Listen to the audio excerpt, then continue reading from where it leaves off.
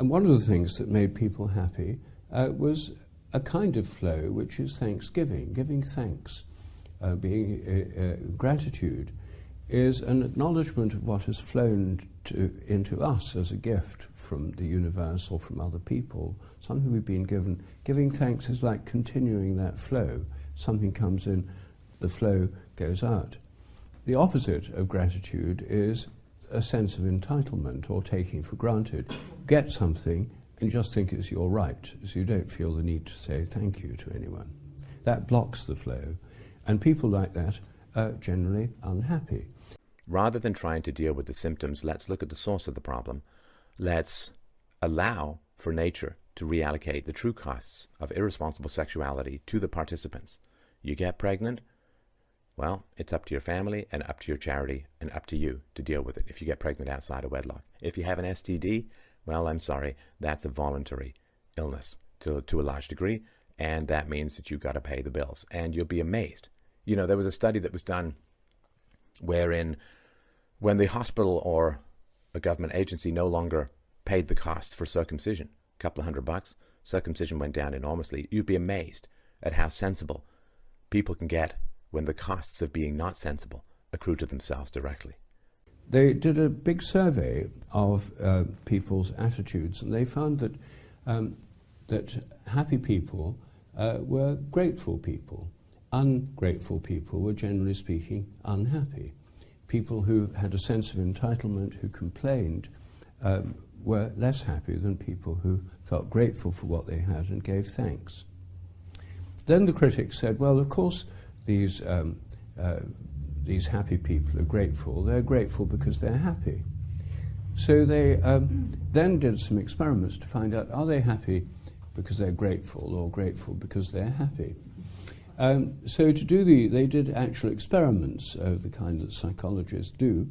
They divided random groups of volunteers into 3 groups, randomly selected 3 groups.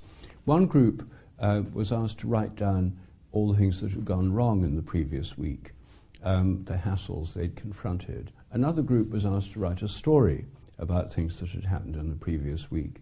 And the third group was asked to make a list of all the things for which they felt grateful in the previous week. And the ones who did the simple gratefulness exercise were measurably happier for days afterwards than the others.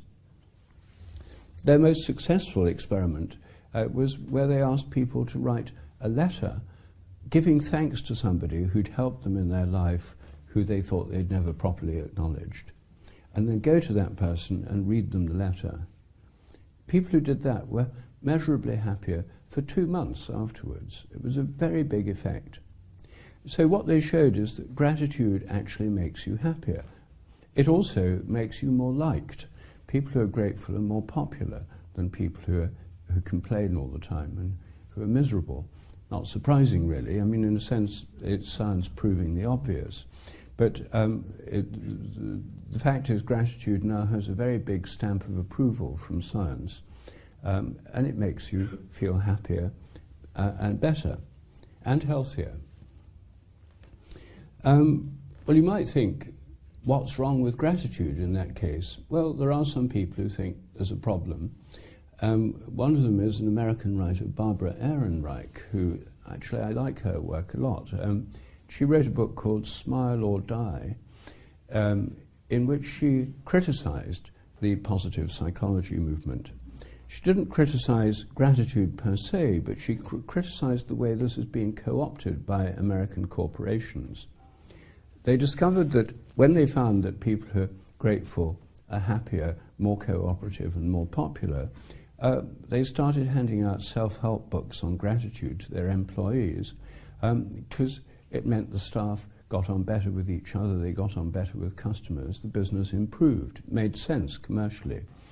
Well, I suppose that's relatively harmless, but what she objected to most was that when they were firing people, they hired positive psychologist consultants to talk to the people they were firing, to tell them that they ought to be grateful for this amazing career opportunity that was opening up before them, as they could look forward to an entirely new career, a new job, and all the excitement that that would involve.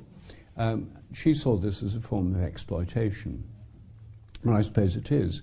And so what this shows is that even really good things like gratitude can be exploited sometimes cynically. But that doesn't mean there's anything wrong with gratitude itself. In fact, there's everything right with it.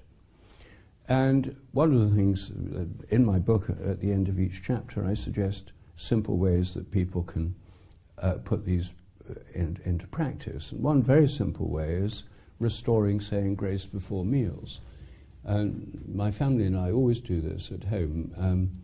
The simplest form, and it's just me and my wife or with our sons, we hold hands silently for a little while before eating, just to give us all time to recollect what's happening and to give thanks in our own way.